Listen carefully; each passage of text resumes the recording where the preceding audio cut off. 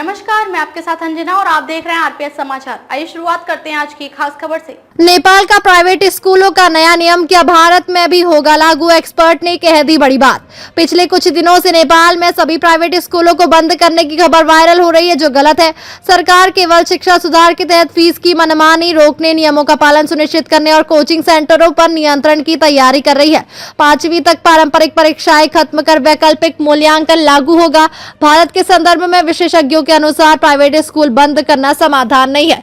नेपाल में सभी प्राइवेट स्कूलों को पूरी तरह बंद किए जाने की वायरल खबर सच नहीं है। पिछले कुछ दिनों से भारत में सोशल मीडिया पर यह खबर छाई हुई है कि नेपाल में सभी प्राइवेट स्कूलों को बंद कर दिया जाएगा और सवाल ये भी किए जा रहे हैं कि क्या भारत में भी प्राइवेट स्कूलों को लेकर ऐसा कोई फैसला किया जा सकता है।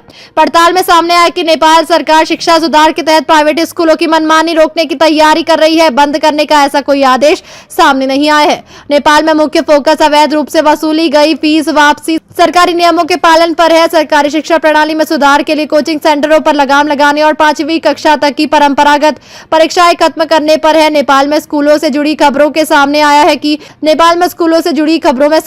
कि नेपाल के शिक्षा मंत्रालय ने प्राइवेट स्कूलों को तय सीमा से अधिक फीस न लेने की चेतावनी दी है। अभिभावकों ने एडमिशन और सालाना शुल्क में मनमानी की शिकायतें की है, खासकर नए सत्र के समय।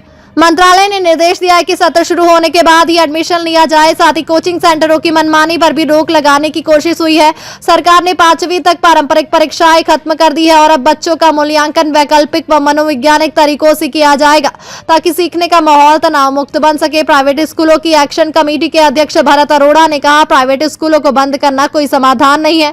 दिल्ली में 2000 से ज्यादा प्राइवेट स्कूल है। सीबीएसई के देश में 35,000 स्कूल है, जिसमें से आधे से भी ज्यादा प्राइवेट है। प्राइवेट स्कूल भारत के राष्ट्र निर्माण में स्वतंत्रता के समय से ही एक सशक्त सहयोगी रहे हैं। शिक्षा में इनोवेशन, गुणवत्ता और व्यापक अवसरों को बढ़ावा देते हैं। संस्थान सामाजिक उत्तरदायित्व को भी सुदृढ़ करते हैं। फीस का मुद्दा है तो देश में हर राज्य के एक्ट के हिसाब से नियम लागू किए जाते हैं। खबरों में अब तक के लिए बस इतना ही। फिर होगी आपसे मुलाकात कुछ ऐसी खास खबरों के साथ। तब तक के लिए नमस्कार और देखते रहिए आरपीएस समाचार।